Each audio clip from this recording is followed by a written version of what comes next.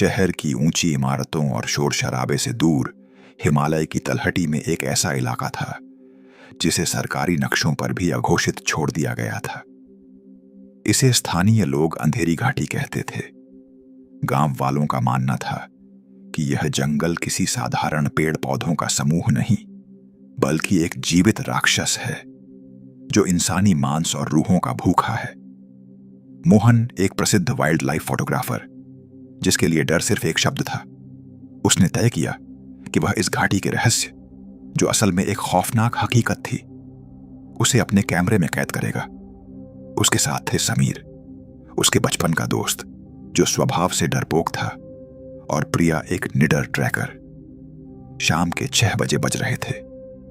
सूरज की आखिरी किरणें पहाड़ों के पीछे छिप रही थीं। जैसे ही उन्होंने जंगल की सीमा पार की, तापमान में अचानक भारी गिरावट महसूस हुई। समीर, अपना चेहरा सीधा करो। हमें इतिहास रचने आए हैं, मरने नहीं। भाई, उस बूढ़े आदमी ने मना किया था। उसने कहा था कि रात होने से पहले यहां से निकल जाना, वरना आवाजें तुम्हारा पीछा नहीं छोड़ेंगी। मुझे तो डर लग रहा है। अगर जरा भी खतरा लगा तो मैं तो निकल लूंगा यहां से। तुम लोग अपना देख लेना। समीर, वो सिर्फ अंधविश्वास था। देखो यहाँ की बनावट कितनी अनोखी है। ऐसी बनावट, ऐसा नजारा फिर कहाँ देखने को मिलेगा। तुम जितनी बकबक कर रहे हो, इससे अच्छा है अपनी एनर्जी यहाँ के सुंदर नजारे को समझने में लगाओ। रात के 8 बजते बजते जंगल इतना घना हो गया कि उनके टॉर्च की रोशनी भी धुंध को चीर नहीं पा रही थी। चारों तरफ एक अजीब सी सरसराहट होने लगी। ऐसा लग रहा था मानो हजारों लोग एक साथ फुसफुसा रहे हों। अचानक समीर रुक गया। उसका चेहरा सफेद पड़ गया था। तुमने सुना? ठीक से सुनो, यहाँ कुछ अजीब है। कुछ अजीब आवाजें सुनाई आ रही हैं मुझे। क्या यहाँ तो सिर्फ सन्नाटा है? तुम पागल हो गए हो क्या? यहाँ पर फिर तुम्हारे कान बज रहे हैं। नहीं नहीं, मुझे मेरी बहन की आवाज सुनाई आ रही है। वो रो रही है। वो कह रही है, भैया बचाओ। मुझे लगता है वो किसी मुसीबत में है। मुझे उसे बचाना होगा। इससे पहले कि मोहन उसे रोक पाता, समीर पागलों की तरह झाड़ियों में भाग गया। आर्यन और प्रिया चिल्लाते रहे, लेकिन समीर अंधेरे में विलीन हो गया। समीर, वापस आओ। वो छलावा है समीर। समीर सुनो, वापस आओ, आगे मत जाओ। वो तुम्हारी बहन नहीं, कोई बहरूपियां हैं। तुम्हें गुमराह कर रहा है, वो आगे मत जाओ। वे समीर के पीछे भागे, लेकिन उन्हें जो दिखा उसने उनके खून को जमा दिया। एक पेड़ की ऊंची टहनी पर समीर का बैग लटका था और नीचे उसकी टॉर्च पड़ी थी। जैसे जैसे वह जंगल की ओर भीतर गए, उन्हें एहसास हुआ कि वे रास्ता भटक चुके हैं। पेड़ अपनी जगह बदल रहे थे।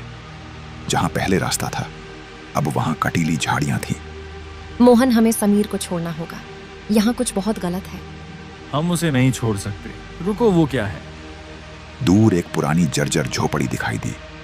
उन्हें लगा शायद वहां कोई मदद मिल जाए, लेकिन जैसे ही वे करीब पहुंचे, बदबू इतनी तेज हो गई कि प्रिया को उल्टी होने लगी। सड़े हुए मांस की बदबू थी। झोपड़ी के अंदर कोई रोशनी नहीं थी, बस एक पुरानी कुर्सी झूल रही थी। तभी झोपड़ी के कोने से समीर की आवाज आई। मोहन ने टॉर्च उस दिशा में घुमाई। वहां समीर बैठा था, लेकिन उसकी पीठ उनकी तरफ थी। समीर धीरे धीरे पलटा। प्रिया की चीख निकल गई। समीर का चेहरा अब इंसान जैसा नहीं था। उसकी आंखें गायब थीं। दोनों आंखें सफेद पड़ गए थे। मोहन, क्या तुम मेरी आंखें ढूंढने में मदद करोगे? वो इस जंगल ने खा ली है। वो चीज बिजली की गति से मोहन की ओर झपटी। मोहन और प्रिया वहां से भाग निकले। भागते भागते वे एक ढलान से नीचे गिर गए और एक ऐसी जगह पहुंचे जो किसी स्लॉटर हाउस जैसी लग रही थी। वहां सैकड़ों लोग पेड़ों से उल्टे लटके हुए थे। कुछ अभी भी जीवित थे। उनकी सांसें चल रही थीं, लेकिन उनके शरीर का मांस धीरे धीरे पेड़ों की जड़ें सोख रही थी। ये जंगल जीवित है। ये हमें खा रहा है। तभी वो मुख्य राक्षस घाटी का स्वामी उनके सामने प्रकट हुआ। वो 7 फुट लंबा, चमड़ी रहित और डरावना लग रहा था। तुमने मेरी शांति भंग की है। अब तुम्हारी रूहें इस जंगल की खाद बनेगी। उसने प्रिया को उठाकर एक नुकीले पेड़ की टहनी पर पटक दिया। मोहन, भागो, इसे खत्म कर। मोहन अब पूरी तरह अकेला था। उसका कैमरा उसके दोस्त, उसकी हिम्मत, सब कुछ छीन लिया गया था।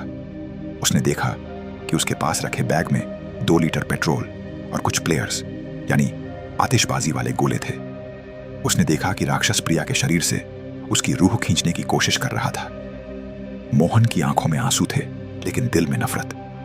तुम नरक के जीव हो और मैं तुम्हें वहीं भेजूंगा। उसने पेट्रोल को उन जड़ों पर छिड़क दिया जो जमीन के नीचे से इंसानी शरीरों को जकड़े हुए थे। उसने एक फ्लेयर जलाया और उसे पेट्रोल की धार पर फेंक दिया। एक धमाका हुआ। आग की लपटें देखते ही देखते पेड़ों पर चढ़ने लगी। वो जंगल जो कभी अंधेरा और ठंडा था, अब आग की भट्टी बन चुका था। राक्षस दर्द से तड़पने लगा। उसकी आवाज हजारों चीखों के मेल जैसी थी, जिससे कान के पर्दे फट सकते थे। तुम मुझे नहीं जला सकते। मैं यह मिट्टी हूं, मैं यह हवा हूं। आग ने राक्षस को पूरी तरह घेर लिया।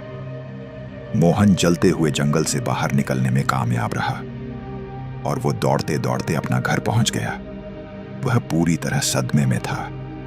उस दिन के बाद कोई भी जंगल के बारे में बात करता तो उसे भयानक पल याद आता था।